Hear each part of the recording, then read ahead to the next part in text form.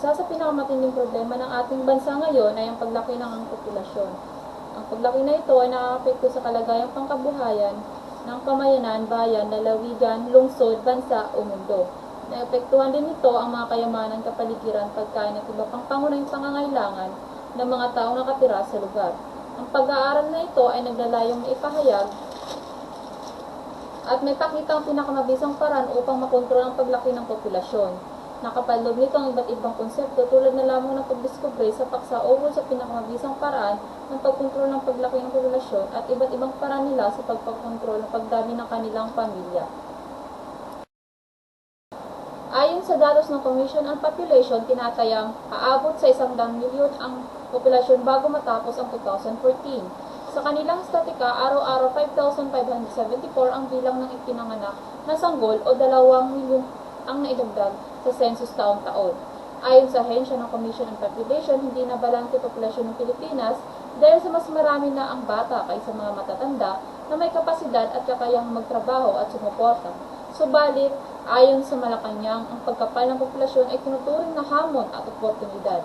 Tulad sa karatig bansang Japan at Singapore na lakas pagawa, sa Pilipinas ay tinuturing rin ang pangkaunlaan na tao ang pinakamahalagang elemento at parte ng lipunan.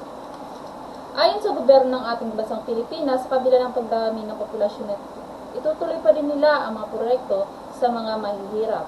At ayon kay Commission on Population Executive Director Juan Antonio Perez, noong 2013 batay sa pagtaya ng National Statistical Coordination Board or NSCB, nasa 97.35 million ang bilang ng mga Pinoy.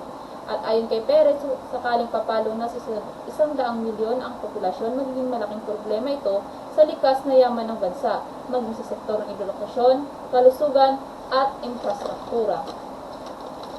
Ayon kay Press Secretary Hermino Coloma Jr., nakapaloob sa Philippine Development Plan ang pagkakaroon ng inclusive growth bilang paghahanda na inasahang paglubo ng populasyon.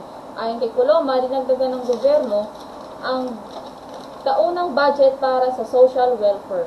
Ayon naman kay Coloma, mahalaga ang namalabanan hanggat maaga ang paglubo ng populasyon sa pamamagitan ng pagtuturo sa mga magulang ng pag-aagwat sa panganak, hindi aborsyon, kundi pag-espasyo ng isinisilang na bata. Ayon sa isyu nito, ang aking konklusyon ay maraming nagsasabing kakulangan sa kaalaman sa pagkontrol ng populasyon kaya lumaki ang ating populasyon ng Pilipinas. Para naman sa mga edad 40 to 50, pinag-iisipan mabuti kung kaya bang buhayin ang maging anak para hindi lumaki ang populasyon ng ating bansa. At maraming nagsasabing pag-isipan mo na mabuti kung kaya bang buhayin ang mga anak bago gumawa ng pamilya. At para naman sa may mga pamilya, maraming nagsasabing sanhin ang suliranin ang sobrang paglaki ng populasyon ng ating bansa. Para naman sa may edad 20 to 30, kailangan mo nang mag-aral para hindi lumaki ang ating populasyon ng ating bansa.